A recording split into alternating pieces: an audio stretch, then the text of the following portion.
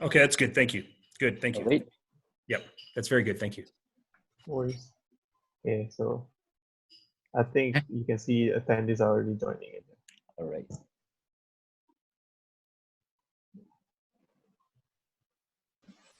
Okay, so we are starting now. Bismillahirrahmanirrahim. Assalamualaikum warahmatullahi wabarakatuh. Very good morning to those in Malaysia, and Evening. and good evening to Dr. Nadir Hashimi is in Denver, and perhaps some other attendees in other parts of the world. I would like to wish you all a very good welcome to everyone participating, attending the webinar that we are conducting today. I will just start with introducing myself briefly. My name is Ihsan. I'm from Islamic Renaissance Front, based in Kuala Lumpur, Malaysia. For those who are new or still unfamiliar with IRF, we are an organization which organizes events and programs in very much related to topics on Islam, democracy, human rights, and related topics of the concern of mainly Muslim majority societies. And in a lot of our activities before, we've invited several speakers and also scholars from Malaysia particularly, but also from other parts of the world. And for today's discussion, we are going to have Dr. Nadir Hashimi, who has in several times invited to our events and activities in Malaysia. So I would like to welcome Dr. Nadir Hashimi again. Thank you very much for accepting our invite for the discussion. And the event for our webinar today is also co-organized by the Islam and Liberty Network. I will provide the opportunity to Mr. Ali Salman, to the director of the Islam and Liberty Network, to give some remarks as part of our discussion today. So I would like to straight away move into the main topic of the discussion. The highlight of the topic, the main topic of the discussion, is definitely the most obvious, though the unseen, the threat that we could say that we as part of the global society, we are currently facing the threat of the coronavirus 2019 pandemic.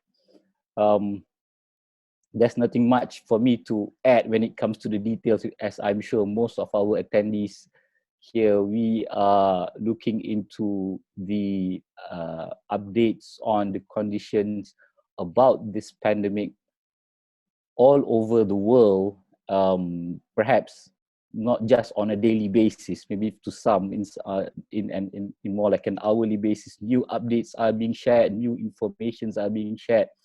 But one thing that we can say for sure is that the concern that we are having regarding the condition of the spread of the virus is increasing from time to time and from one area to another area. A very much threatening viral pandemic indeed. Just for me, just to share a bit on one of the first time which I heard about the threat of the virus itself, it was actually during a program that IRF was organizing that was way back in early January, in which at that time it was still called the Wuhan virus.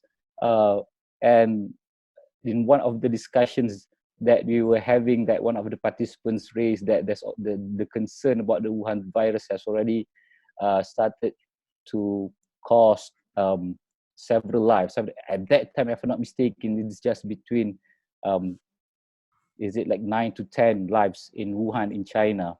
But as we know that the spread, the rapidity of the spread of the virus is very fast, and within just, at the current moment, just after 3 months, the rate of infections and the rates of the number of lives that has been affected by the virus has been increasing rapidly, starting from China and later to Korea and Iran, Italy, and now based on several reports, the US is currently leading when it comes to the numbers of infections and also the cost of lives.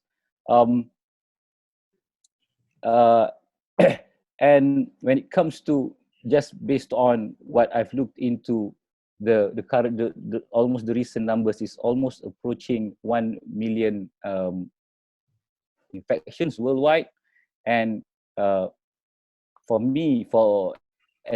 us in Malaysia, the numbers of those who are infected is already almost reaching 3,000 with almost 45 deaths. So definitely the situation is alarming, and a lot of articles, sharings from news reports have covered. Perhaps this is the only main important topic that the world is really now interested to talk into. The effects of the virus at the first stage is definitely on the health and the situation of the people. But besides than that, the concerns of the global community on the economic conditions, how it is affecting the economic conditions, and also how does it also is going to affect the politics, governance, human rights as well.